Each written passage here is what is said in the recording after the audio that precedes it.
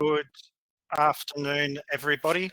Good afternoon. My name's Tim Lester. I'm the CEO of the Australian Forest Contractors Association. It's my absolute pleasure this afternoon to be joined by Hallam and Joe Prevedello for a briefing across our joint membership around the current federal election, which of course we're very, very nearly to the end of. I would just like to acknowledge that I'm coming to you today from Ngunnawal country, which is Canberra. I'm very kindly being hosted actually in the AFPA office, but we have retreated to our own individual spaces, which hopefully means that the sound will and video will work a little better. Today's session is just an opportunity to bring members up to date on the work that we've actually been undertaking and a bit of a sense around where the campaign is at and where the politics is at and what we're likely to see potentially after Saturday. This is relatively new technology that AFCA is using here. This is a webinar service that we have access to, but it does mean that we are also learning the technology as we go. You will see in your functionality here that we have both chat and Q&A. Both of those features should be working. We do encourage you throughout the session to put your questions into the Q&A, and we will aim to answer as many of those as we can as we go along. You can use the chat to make more general comments, but it's less likely to be monitored as we work our way through. There was a little notice that came through. This session is being recorded, so that those that were unable to join us today will be able to catch up on that later. We'll make that available through the AFCA website. You also have the option to raise your hand, I believe. Again, I've only actually sat on the presenter side, not on the user side of this, but there should be options there for you to raise your hand if you do want to ask a question. We do have the opportunity and capacity to bring people onto screen with both video and audio so that you can ask those questions directly. And as we go through, I may very well do that for some people with particularly interesting questions that we'd like to bring forward. So with that, I'm just going to say welcome, Joe and Di. And I'm just wondering, before we get into the primary presentation here, what are your general reflections on the campaign and the politics and where we're at? Well, thanks for organising this, Tim, and you very well know that I love talking about politics, and I've got my cup of tea here, so I feel I'm ready, and there's a donut in the kitchen for when I'm finished if I do a good job. I read Greg Sheridan in The Australian, I think said it best about 2 weeks ago when he said we've basically got the choice of a government that deserves to lose facing an opposition that doesn't deserve to win. And it was a total snooze fest until last week. And in fact, I know one of our listeners said to me a few weeks ago, I don't think Labor's going to release a forestry policy. And I said, no, I'm sure they've got something in the pipeline. I've heard some things. And of course, here we are on the Wednesday before the election. And well, we gave up waiting, which is why we issued our election scorecard today. So quite frankly, I've seen more exciting campaigns. I refuse to vote early because I insist on a democracy sausage on polling day. But really, it's not been half as exciting as Joe has told me previous AFPA federal election campaigns have been. For different reasons, though, Di, of course. I'd probably have to back that up. This is my third campaign with AFPA. And I'd have to say it's probably been the most bland on an overall level from both major parties. There hasn't been a huge amount of or depth of policy discussion or debate. And I think it's, as has been the case, I think increasingly election campaigns are driven by the opinion polling, and it shapes everything around how the campaign functions, from the moods of the leaders right through to how the voters think. And I think that's increasingly become the case with this campaign as well. So it's been a little bit lackluster, but we've still been able to achieve some outcomes for industry, which is good. Lackluster is certainly the word that comes to mind for me. This, I suppose, is my actually is my second campaign through in the forestry space, but as a longer term watcher. I do have a generalised question about the role of social media here, and given that audiences themselves get very, very fragmented, and I just have this question, I suppose, if there's an entire series of campaigns that are actually happening completely out of sight unless you're the target. And I don't quite know what that means for our polity. I don't know what it means for the quality of our politics.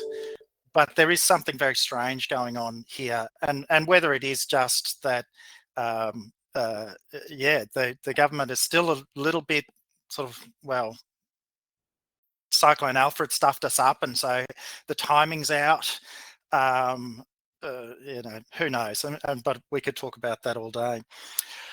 Okay, I think you're right, Tim. Yep. There's a lot of low-level, low-grade content out there that a lot of people look at and consume, and it's more often than not inaccurate. In a lot of cases, it's just complete disinformation about whatever topic it's purporting to talk about. So it's a worry because people are consuming this at a huge rate, particularly a lot of younger people, but everyone. And I think it's look, after this election, there's going to be a lot of talk about the impact of that sort of thing. No doubt we'll talk about this a little later as we go along. Elections are renowned for their surprises, so I am looking forward to what actually starts emerging from about sort of 7:30 or 8 o'clock on Saturday night. Unless there's other comments we want to throw in at this point, I might just fire up your presentation. Di? Yep. I will just, I've just got an email actually from someone who's clearly listening, who's admiring my Lego collection in the background, which I have on full display for the benefit of your members, Tim, particularly.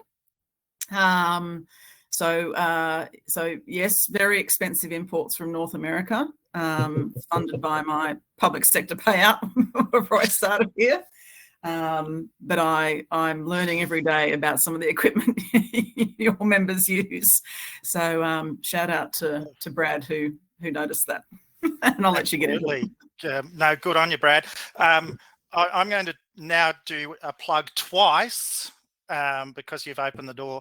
We have an event coming up on the Gold Coast on the 14th of May and a dinner function, which will include a silent auction, not of Lego, but of some other very nice product models and things from some of my wonderful sponsors and supporting organisations.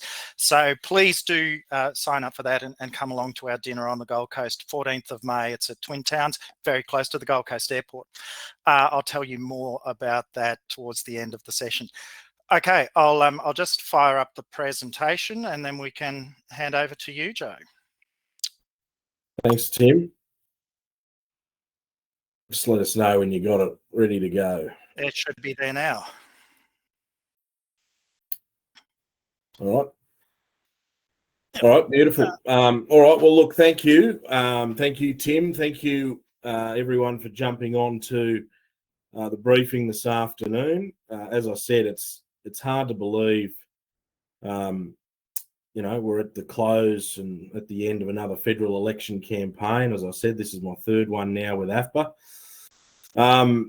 So what I'm going to do this afternoon is just go through some of the strategy and the mechanics of our campaign.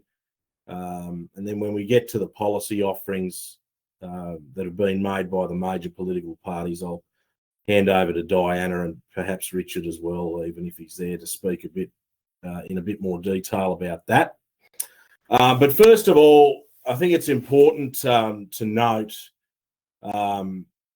why AFPA and indeed AFCA participate in election campaigns and why at election time we're active. Why? Because it's a time of opportunity. Our job's to advocate for a national political and public policy environment that's conducive to growth for the sector. And really, there's no better time to work to engineer that than when the political parties and politicians are trying to win you over. So I think in 2025, AFPA's executed a fairly rounded campaign. It's been a time, I think, when a number of sectors have found it difficult in the advocacy space. This has been a very different feeling to 2022, when, quite frankly, both major sides of politics were happy to commit a lot of cash to industry. Both parties have been far more fiscally restrained this time around, despite what you might be hearing in the press overall. They've been far more fiscally restrained, I believe, in terms of their offerings to industries in 2025. But that's not to say we haven't achieved for the sector. But we'll get to that later.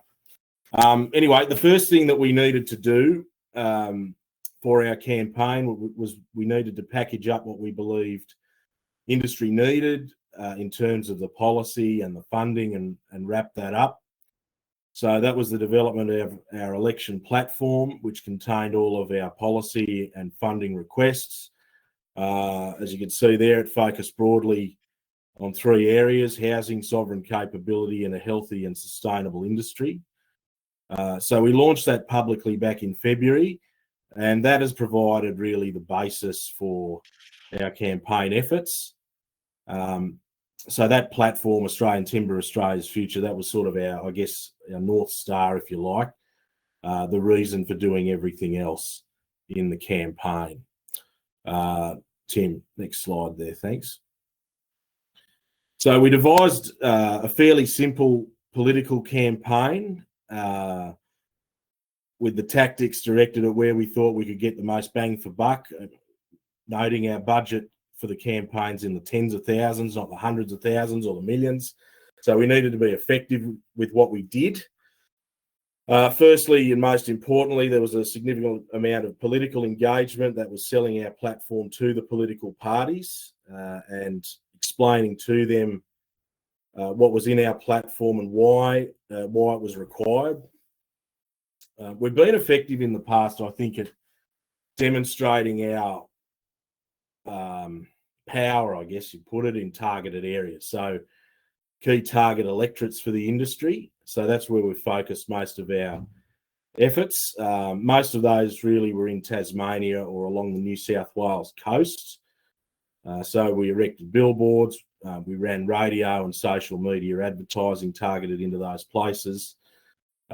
We also created forestfacts.com.au website. We conducted opinion polling, but I'll talk more about those things in detail in a minute. Thanks, Tim. So firstly, the political engagement is critical. You can see there Diana meeting with key political figures, Minister for Agriculture, Fisheries and Forestry, Julie Collins, obviously our Shadow Minister, Minister Dunniam, as well as the Minister and the Shadow Minister for Housing there, Claire O'Neill and Michael Sukar. Of course, housing is a huge and intertwined part of the forestry industry, particularly nowadays and increasingly. Next slide, Tim. So really, while those senior guys were the key decision makers, it's still important, I think, in politics to promote a filtering up of policy, which is why we met with MPs and candidates in those key forestry electorates, both Labor and the Coalition. We also met there with Lee Hansen, One Nation's lead Senate candidate in Tasmania. And we should point out that One Nation really did go to the effort of providing a decent and broad policy for the whole sector. So we thank them for that. And you can see there pictures with a range of different candidates from meetings and interactions that we've had over the past few months. Tim? We also, as I mentioned, we erected half a dozen billboards across the key electorates. Billboards, look, they're not an inexpensive marketing tool, but in my view, I think they demonstrate a certain strength for the association when projecting its political profile. So that's why we did them. And we certainly made the political parties aware of the billboard. So you can see some of them there in the key seats, a couple of them there in Tasmania and also in New South Wales. Thank you, Tim. Also developed a short video that I hope most, if not all of you, have seen by now to show what life would be like without forest products. Some of our staff acted out the scenes, including myself. You can see Richard there earning his Academy Award for Next Awards. So what we did is it was a pretty simple concept. We promoted this video pretty heavily on social media, into the key electorates. It's captured the attention of the political class as well. A lot of people around Canberra and other associations across politics certainly seen this video and thought it was a pretty good one. It was a quirky video. It was designed to be a bit rough around the edges and get the message across. And these advertisements that we have on social media, they're still running, but across the key electorates, they've had hundreds of thousands of views across the various social media platforms through the campaign. So that's been very good. We also decided to run radio advertising campaigns on commercial radio in the key electorates. Those radio ads did two things. They emphasised the importance of the industry, and secondly, they asked voters to consider which side of politics would be best for forestry at this election. So just asking people really to think about that and consider that when thinking about who they would vote for. Thanks, Tim. We used the campaign to launch something that will essentially become a longer-term AFPA initiative beyond the campaign, and that's this forestfacts.com.au website. So it's a website that provides base level information about the industry, but also provides counter information to many of the common, pieces of disinformation being thrown around about the industry. And then we've attempted to back that up with source information. This is, it's something that's important in the longer term, so we'll continue to develop that beyond the campaign. So that's been very good, and we've had very good feedback about that. Thanks, Tim. Now, polling. For me, this is one of the more interesting parts of the campaign. We dedicated a portion of our budget to polling 3 individual key electorates. So Gilmore on the New South Wales South Coast, Lyons in Tasmania, and also Cowper on the New South Wales Mid-North Coast. We used the provider UComs, and we asked voters basically in those electorates about who they'd vote for, but also on their views about various aspects of the sector. So, for example, we would ask people whether they thought country of origin labelling for timber and wood was a good idea, whether or not we should maintain a native forestry industry, whether we should grow more production trees, those sorts of questions centred around our policy requests. So why do we do it? Well, it allows us to do a few things. As you can imagine, political parties at any time, but especially at election time, they're very interested in what makes voters tick, and being able to deduce some good polling results, positive for our sector, helps us to focus the attention of the political parties. So, Tim, I might just get you to go to the next slide there, please. So, for example, in Gilmore, the most marginal electorate for the Labor Party, actually, that might not be right. It might actually be Bennelong. I have to check that. It was won by Labor in 2022 by just a couple of hundred votes. And fortunately for us, it's also a key forestry seat. So it's marginal. It's got a marginal status, but it also has a concentration of industry. 95% of the people who answered the poll in that seat said country of origin labelling for timber and wood was a very good idea. 80% of the people who responded to that poll said they supported the local native hardwood industry. And these are convincing numbers that the political parties need to see, particularly in marginal seats that they want to win. So the polling, look, it has that primary purpose, I think, of being able to relay the results to the political parties, but it also allows us to generate some media coverage for the campaign as well. So that also helps along. The final poll that we did in Cowper, so this is the federal electorate that takes in the centres of Port Macquarie and Coffs Harbour on the mid-north coast of New South Wales and everywhere in between. This poll, I think it's fair to say, alarmed us a little because it suggested that, based on responses from the participants, that the Teal independent Kaz Heiss was in a very good position to win the seat from the National Party. So we thought, well, that's probably something we need to do something about. So Tim, if you just go to the next slide.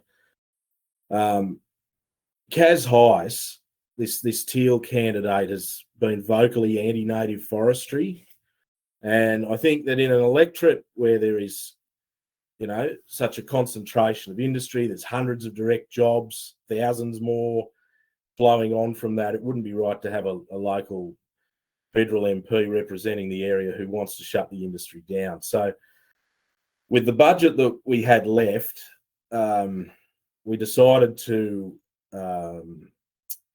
guess you would say, embark on a bit of a public information campaign, just to let the voters in the seat know that if they care about the industry and the jobs that it provides, to vote for somebody other than this Teal independent Kaz Heiss, because she wants to shut the industry down. So an important point about that polling too, about that, is that and it shows, I guess, the lack of understanding in the electorate about what certain candidates stand for, is that more than half of the respondents who said that they would vote for Kaz Heiss, so more than half of them who said they would put her number one, they also want to see the hardwood industry maintained. But they obviously don't understand, or haven't been made aware of the fact that this is one of this particular candidate's priorities, is shutting the industry down. So we decided to run social media advertising and also radio advertising, just informing people about that. So that's been running for the past week or so. Thanks, Tim. Just next slide, please. I've just put there some of the newspaper articles that are directly related to the campaign and the polling there. If you move on to the next one, thank you. Yeah, okay, we might move to a discussion about the policy now. So I might hand over to Di. Di, are you happy to take it from here, maybe? Yeah, you give me the tough stuff. And I've just seen something in the chat from Kirsty. And yes, Kirsty, thank you so much. I've seen some of the feedback you supplied, and appreciate your efforts trying to educate people. That is what astounded me from the polling results, is that people are wanting to support a candidate who doesn't support them. And we were talking before about how information overloaded and how micro the campaigns are, and the various formats of messaging. And I think some of those key elements get lost. So yes, Joe, well done to Joe, who I think has run a really strong campaign for the industry and AFPA. And in this last ditch attempt to make people aware that if they're going to vote Teal in this key forestry electorate, that they are not voting for the industry, they're voting for quite the opposite. So in respect to policies, we had, and many of you will have seen our election policy document. And we became aware quite early on in the development of it that there was not going to be a lot of money available, certainly not the quantum or the hundreds of millions of dollars that were available at the last election. And so we put together, and also we were aware that, the Coalition and Labor had very oppositional style policies. So, Labor supports production credits for energy intensive industries. The opposition has ruled that out. And we're also aware, of course, that there's the prospect of a minority government, and in which case we wanted to be very short and sharp in our messaging about what was important for the industry. So we put together a suite of policy initiatives that we hoped the parties could effectively pick and choose from what spoke to them, and were not modest cost, but certainly not exorbitant or extravagant either. Noting, of course, that we're still, developing and progressing the development of the, $100 million AFPA from the last election campaign. And fortunately, a number of parties paid attention to the document, which was really fantastic. I think the Coalition was certainly the most engaged with us. We had a number of questions in response to our policy document. They tested something with us before they finalised their policy. And so they released a policy a couple of weeks ago, which we have welcomed and strongly supported, and has sort of made the 3.5 stars out of 5 on our election policy scorecard. Country origin labelling they committed to, which is fantastic. They've given a very strong and unequivocal commitment to native forestry. In fact, we received further correspondence this morning from Senator John O'Donoghue, the Shadow Environment Minister and Shadow Forestry Minister, to say that they are still committed to regional forest agreements, and wanting to preserve those because, of course, you can keep native forestry, but you could lose the RFAs, and that would put us in a rather invidious position. So we appreciated that confirmation. The continuation of grants for timber manufacturing would certainly be welcomed by our manufacturers. The various housing policy initiatives, which HIA and Master Builders have welcomed, we also very supportive of. And that removal of public funding from the Environmental Defender's Office would sort of be the cherry on top. We get caught up in this green lawfare sort of environment. So the Coalition policy was quite a strong one for us. Conversely, and very disappointingly, Labor has not released a forestry policy. They have committed to a couple of initiatives which would be of benefit to the industry. Certainly, they too have a strong housing policy, but specifically for the industry, the Boyer paper mill is receiving some financial support. I don't know if you've seen the Remade or Recycled in Australia policy announced by Tanya Plibersek, the Environment Minister. That will be of benefit to our recycling members. And the Prime Minister was the first person to respond to a letter I sent late last year about support for the continuation of our sustainable native forest industry. And they have committed, Labor Party has committed, that there will be no change to the current policy, which we welcome, and we will be holding them to account. And then in the surprise package, Pauline Hanson's One Nation really liked our suite of election policy commitments and committed to supporting as many of them as they could. So that was fantastic. We received, thanks to Sarah Bray, I've had a spreadsheet running here about which members of Parliament we've interacted with which parties. So I've had numerous one-on-one chats with members of Parliament. A number of them have said, "Oh, look, we can't support you on your native forestry policy, but we're very happy to support you on, cracking down on illegal logging." Or, "Look, we don't, Andrew Wilkie in Denison and Tasmania, I said he doesn't support native forest industry, but he does support the other elements of our election policy commitment." So now, ultimately, this won't really come into play unless there's a minority government, and he is providing support to the Labor Party to form government. But it's really good to know as we head into the 48th Parliament where we stand. And I think we've probably met at least 30 individual MPs as well as sat down with all the major parties. So at the end of the day, yes, only 3.5 stars out of 5 awarded to the Coalition. 2.5 stars to Labor.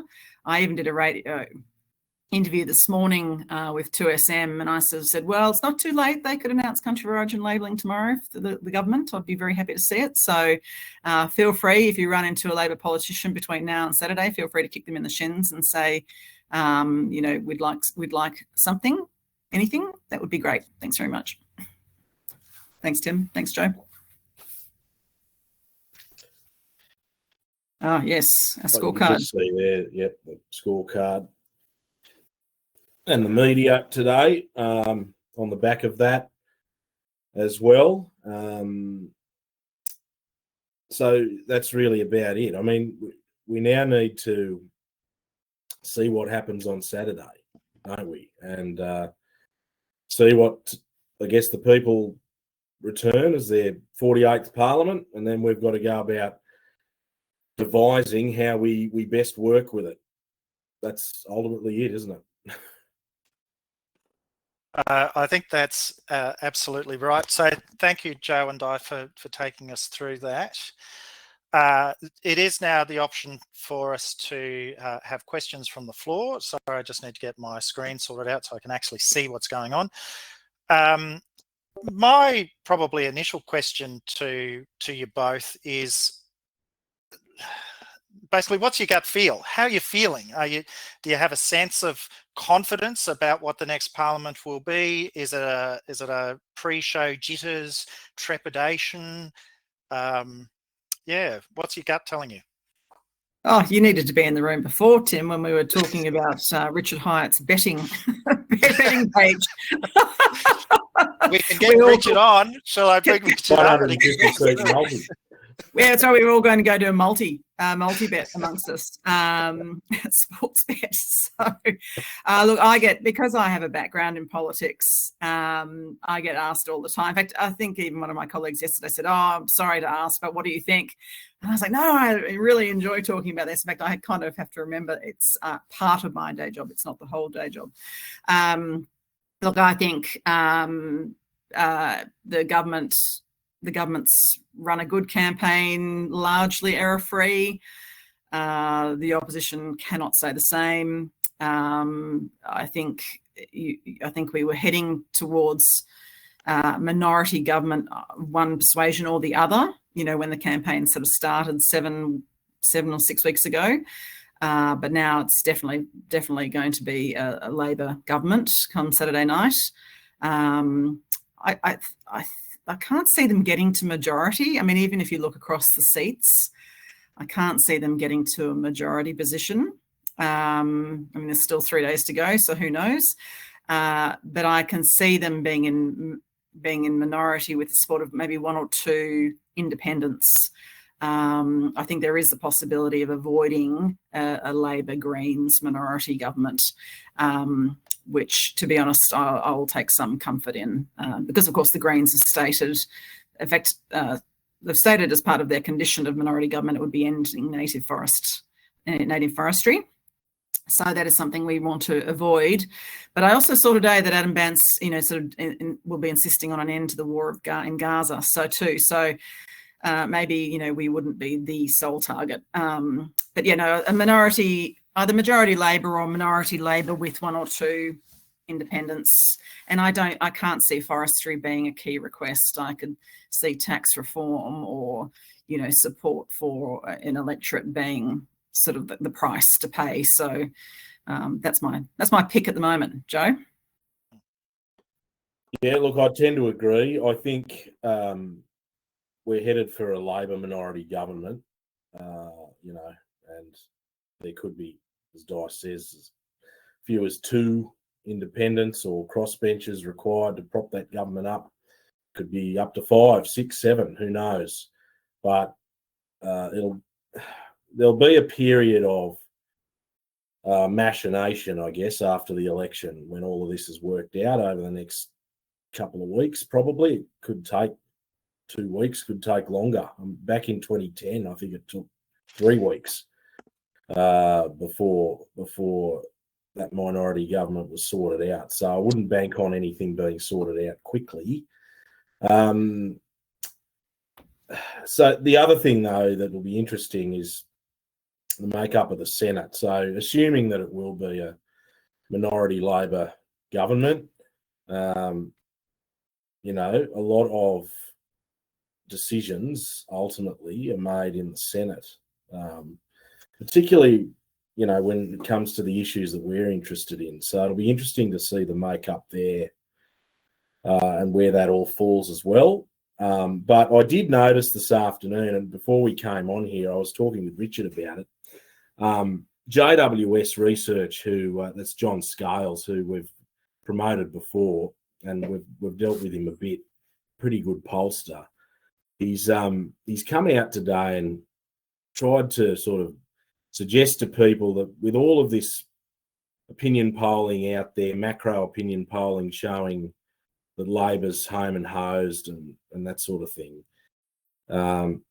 he wanted to point out that through the polling that they've been doing across key electorates, there has been a pretty strong break of preferences from the, I guess you'd say, right of centre minor parties like One Nation and the Trumpet of Patriots. The preferences are breaking pretty heavily from them to the coalition, more than in previous elections, is what he's saying. So I guess what that means is, despite all of the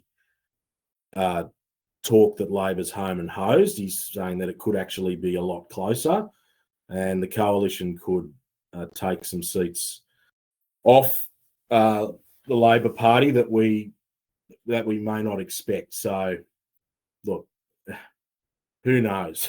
Who knows what will happen at the end? But I thought that was an interesting observation. There's certainly plenty. Sorry, Di. There's plenty of examples of polling over the last few years where the polls are actually pointing very strongly. This win, it's a walk in the park, and the outcome is completely different. So the polling landscape itself is really problematic or really difficult. Sorry, Di, you were saying? No, I think, sorry, and I'm sorry, I'm a novice to webinars and podcasting.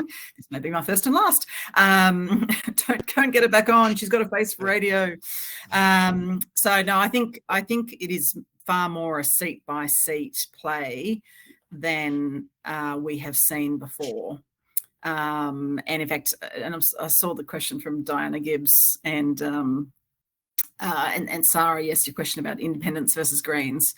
It really comes down to, I think, the electorate and the candidate. And, you know, I don't think the Prime Minister's attracting people to Labor or Peter Dutton is attracting people to the coalition necessarily. I think it's people are looking around at, does the face of my local candidate look good? Have they said something that resonates with me, or I hate? In which case, that's going to drive the vote.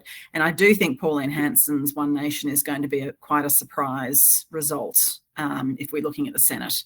I think it's quite possible to see the One Nation Senate result rival the Greens Senate result. Actually, I get the sense that a lot of people who are conservative but don't want to vote for coalition are going there, which is interesting if that's what, and JWS is a researcher who I will respect. So that's quite interesting if that's sort of his view as well. So yeah, seat by seat, I'm kind of looking forward to seeing it. And I think the Greens will lose some lower house seats. I can't see them, you know, retaining, is it 4? I can see them sort of going back to 2 possibly. And I can certainly see some of the Teals not being re-elected. At least 3 Teals, I think, will not be re-elected on Saturday. So, and those seats will return possibly to their, I guess, natural habitat, which is largely coalition. But it's quite. I mean, for those of you who don't know, I studied political science at university. That's my undergraduate degree, and I remember for 9 months walking around in the first year of uni thinking, why do they say political science? And then all of a sudden it clicked, and it is a science, and it's actually fascinating to watch it happen. So I always say when I run into people who know I've worked for the Conservative side and they think, oh my gosh, she's going to want me to vote Conservative, I say, no, I don't care how you vote. I care that you vote, like any good student of political science. So it's all been quite fascinating. Yes. Well, I'm sure we're all amateur sociologists, here. I find politics is really a bit of a dark art, actually, like the tracking down the science. But I agree. I think on the point of that people should actually vote, regardless of how you vote, is a different sort of question. That one about the calculation, I suppose, about the House of Reps sort of sets the agenda, but the Senate actually makes the difference. And Joe, you probably answered this, but it is that political calculation. And I know through this last parliament where we said, well, anything that the Labor Party wants to do needed initially 2, and then, well, Greens plus 2, and then Greens plus 3, or so how that actually plays out. And people clearly do vote one way in the House and another way in the Senate, almost without thinking about it. I'm not sure that there's a conscious thought here. My other question, I suppose, in this space, and it goes a little bit back to something that Kirsty Parker sent through early as well, is there's a real bleed over in forestry with state issues. Certainly for the AFCA members, state issues are the ones where most of the activity plays, because it is about tenure, it is about those local regulations, and how much do you think where the current state governments, I suppose, are sitting in terms of their own politics bleeds into this? So we know that WA's just had a very strong result for Labor. Is that going to turn into a strong result for Labor federally? Victoria's probably a tired Labor government now. Is it going to change it? Where are you thinking that that's sitting? Anyone? No, well, I'll have a crack. Joe's been an actual candidate, so I kind of feel I need to let him know first. No, that's for you, Di, that one.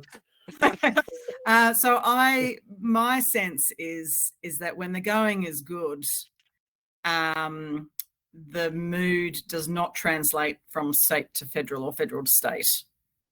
People can tell the difference. They know that Roger Cook in WA, for example, is leading well, and they know this election is not about Roger Cook. So I don't think that necessarily, but I think when the going is bad, that is when the mood is really dim for a party in particular. And I think that's why the Prime Minister's having a tough time in Victoria. You know, the Victorian state government is under pressure. And they just know that it's a Labor state government. Therefore, a Labor federal government doesn't actually equate to anything different or better. So I think it's harder to divorce the two, when people are miserable, easier when the going's better. But I'm happy to hear arguments on that. In case Joe's thinking, she's talking rubbish. I think Labor selling message in states, and I do think there are issues in New South Wales, for example. The failure to deliver on the housing commitments, or the failure to get traction and deliver key outcomes. I mean, as we've seen up and down the North Coast, the Great Koala National Park is polluting the well on federal issues, I mean, that's another reason why we started Forest Facts. And Forest Facts actually, while we wanted to get up in time for the election campaign, it's actually being driven largely by AI. So if you put a question into Google search or any of your chatbots now, it will go and grab for you sort of the most intelligent looking answers. And we wanted a site that AI will gravitate to for when people do chuck in things about Great Koala National Park and sustainable native forestry. We didn't just want, Greenpeace or WWF to be the only, sources it could go respond to. So, so there's, it's a lot of mess out there. I think, I think it's been harder for Labor to sell its message in states where the going's tough, or people being let down by politics or politicians. Sorry. So look, I agree in terms of, I think that people are actually generally more clever and they think more about these things than sometimes we give them credit for, and they get boiled down into a very stereotypical type of narrative. But Joe, you actually have been a candidate on the ground. So I think you probably have the most direct experience of any of us here of how that dynamic actually plays out. Yeah, look, I'd agree with Di. I think that people, in the most part, can tell the difference. Voters don't get credit enough for really knowing what's going on and being able to tell the difference. In that respect, I think when it comes to the issues, sometimes that leaves a bit to be desired, but people can certainly tell the difference between jurisdictions, I think. Look, I think at this election, there's a few different things. Like, it's important that we get a bipartisan commitment on native forestry, because I think that signals to state governments that the industry has a license to operate and they shouldn't be meddling with it. So I think that what happens at the federal level in that respect is important, and that's why it's important to have that bipartisan commitment. I think we'll leave it at that, Tim. Yeah. No, that's good. So Richard, I was going to put you on notice to bring you onto camera so you can speak us through how you think the numbers play. But I also noticed you've just answered Helen Murray's question, which I think is actually a really good one. If we are looking at an ongoing or a continuation of the Albanese Labor government, depending on however you choose to say it, what that actually does look like in terms of not only forest policy, we've got our commitments that are rolling out. There's nothing sort of significant, no changes there. They are putting a bit of stock in, I think, the Strategic Materials Partnership or whatever they're calling that. But some of those other policies that wrap around it, like 30 by 30 or the formation of an the EPA thing. So do we get more of the same? Well, that's a good question. Now, I've got friends across the political spectrum, and my Labor contacts tell me that in the event they're re-elected, the Prime Minister is going to want minimal changes to his front bench. So, and would just like to get on with the job, keep on going with the job. So, there's obviously been media speculation that the Environment Minister might change, but it's literally just speculation. I can see some arguments for retaining her in the portfolio, but also for moving her. And similarly, the Industry Minister too, I think, is possibly ripe for a change. Other ministers seem to have been delivering and are focused on what their job is, and that they're part of a team. And this goes back to your Senate question, Tim. The Senate, they do negotiate. I mean, it is extraordinary that AFPA had a win shortly after I arrived, so therefore can take no credit. But, the government was absolutely determined to push through, multinational tax that impacted on our growers, our plantation managers. And even though they were told it was bad, pushed and pushed and pushed. And, thanks to some very clever and persuasive work by Richard and Sarah, the Greens actually supported this industry. Now, because they're alive to the fact that some of these issues are above politics and actually really do matter. And they do want to, fulfill the commitment as the House of Review in the Senate. So I'm going to be very interested in the Senate makeup. There is a lot of negotiation that goes on, and we actually did see some good negotiation in other sectors, for example, aged care between parties in the Senate in the last term of government. So seeing how many senators the Greens end up with, One Nation ends up, etc., is going to be very material for our industry, particularly if Minister Plibersek stays where she is and continues to try to prosecute a very unpopular agenda, including with her own colleagues in some of the states. So, definitely material for us all. Okay, Richard, I think you are there. We can't see you, but I think you're. Can you hear me? Yes, can hear you. I turned my camera on, but I'm not sure why that's not going. So, yes. So you're wanting me to talk about the numbers, is that right? Yeah, but if you'd like to respond to the previous question about the Labor policy pieces, and then but then go into the numbers, yeah. Yeah, I think it'll be interesting. One, it'll depend on whether Plibersek stays, and the other thing is, I think if Albanese is re-elected, he'll have a bit more political capital, and I think he'll have a stronger arm in the cabinet, and he'll take more control. His office will take more control. I know that Bowen and Plibersek were running around doing their own things which weren't necessarily aligning with the government's messaging. So I think it's likely that they'll be brought more into line.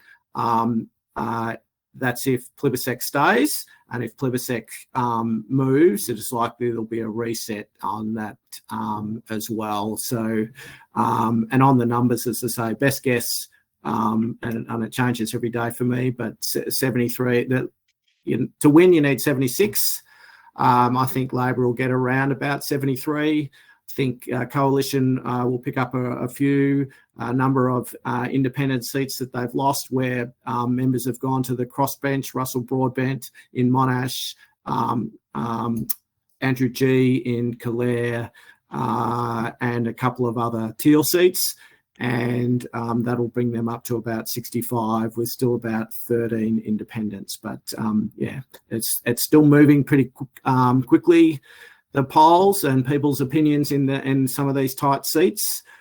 So it will be an interesting play, but that's probably about best guess, which is probably down on where we thought it was going to finish at the start of the campaign.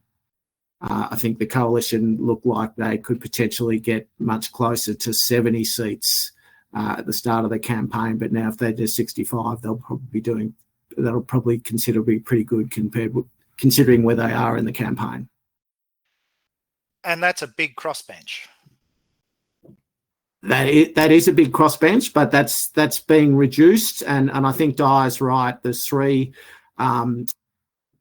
Green seats in Brisbane, Ryan, Griffiths and Brisbane, and there is potential that Labor could win a couple of those back. They've switched preferences with the Greens, which is unfortunate, but the Liberals have put the Greens last. So if the Liberals' votes are counted, Labor will get across the line if Labor gets enough primaries to move into second. Okay, and noting the time, my last question probably on this topic to you all is, is there one seat that you were going to say, oh, I'm keeping an eye on this one because I think that says there's a mood or a directional indication there? What's your bellwether, I suppose, is the question. The only seat I deliberated on long and hard, actually, in Richard's list was Griffith in Queensland. I can't decide whether it will stay green or not. So, yeah, that was the only one. The rest of them, I think, are reasonably cut and dried. And I've got fingers crossed. We should say also the Cowper poll that Joe talked about is actually not for public dissemination until tomorrow. There will be a press release going out tomorrow with the results of that poll. And I have actually spoken to the member for Cowper to let him know. He's a very, very, very strong supporter of the industry. And we are not doing something without his knowledge. And I know Kirsty and Katrina from Hayden's Timbers are on the chat and strong supporters of Pat's as well, Pat Conhan as well. And in fact, Katrina talks about poll results from Pixis commissioned by the ACBF. Unless you see the full details of the poll, it's hard to know the extent to which people have been led to give an answer. And I would strongly doubt the ACBF poll because they are trying to secure a particular outcome, whereas we are interested in fast and responsive and genuine and short polling, which basically gives you literally what people are thinking, as opposed to having to lead them to an answer that you want to hear from them. So ACBF they've been trying to make a lot of noise during the campaign, actually, and not succeeding. So I'm not unhappy about that, because if you go onto their singular goal, Ken Henry's mob's singular goal is to end native forest harvesting. And it says that in all their charitable documents and things too. So they can wait till after Saturday. Sorry, Tim, that was another long-winded response from me. Sorry. Yeah, I think the seat to watch is Goldstein in Melbourne. It's Teal, Zoe Daniel against Tim Wilson. I keep changing my mind on this, but I would say that Labor is on the nose in Victoria because of the state government. But if there's swings in Western Sydney or elsewhere, then Labor will be in more trouble. I expect a large quantity of the seats that they will pick up will be in Victoria. Yeah. Joe, any final comments? I'll go with Bass and Braddon in Northern Tassie. I think from what we've been hearing, the Labor Party, with their confidence that they've got behind them, they think that they could be in with a chance in both of those seats. So, I think if they picked up one or two of those, both of those, they'd be having a very, very good night. That'd be pretty dire for the coalition, I think, to lose either of those seats. So, those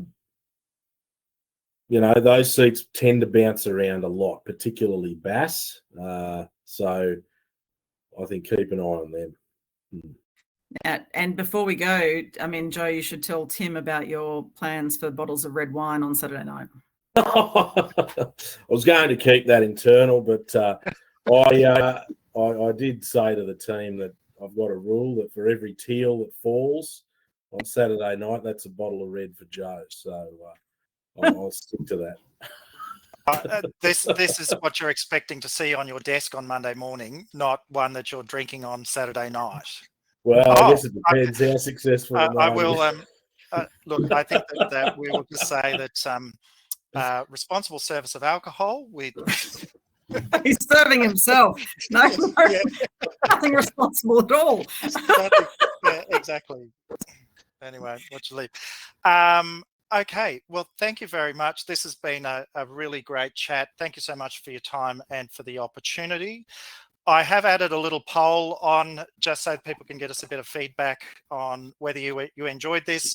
If you do have feedback, I did want to ask a question about whether there were other topics you'd like to see in this type of briefing. It's relatively easy to do. So if there are things that you'd like to see us come and have a conversation about, we can certainly do that. Di, I would not suggest that you have a face for radio. I suspect it's on this side. And again, unlike the only person here with actual real radio experience is Joe. Face for radio here, don't worry. No, all very good. So that's wonderful. Thank you very so much for that. Thank you to everyone who joined on. We ended up with about 40 online throughout the process, so that's really good. I will just remind people that we do have a series of things coming up. So for me from AFCA, we have a workshop which now is on next week for our forest workforce training program. This is about forestry operator training and assessment.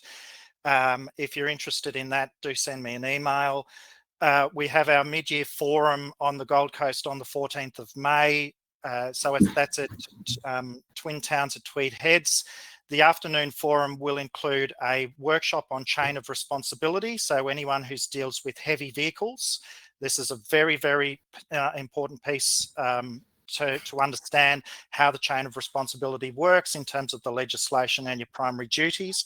We'll also be running a workshop as part of that forum on our forestry workforce training program and doing some other little bits and pieces, and our dinner that night, helping to raise some funds for a forestry worker who's having to appeal his sentence in Tasmania. The next AFPA dinner is on the 24th of June. It's here in Canberra at the Hotel Realm. Early bird tickets are on sale unless you've stopped your early bird. I'm not sure whether you have or not. No, it's still going, Tim. So, yep, get in now to buy your tickets. I actually can't stress enough how important it is that you buy tickets as early as you can. It's a nightmare trying to watch these things when the numbers are jumping around. With that, I'll draw us to a close. Again, thank you so much. If you do have any feedback to any of us, please send that through. We really appreciate it. So Joe, Di, and Richard, thank you very much for your time. Thanks, for Tim. having us. Lovely seeing you, Tim. Thanks. Happy election, everybody. Yeah. Bye-bye.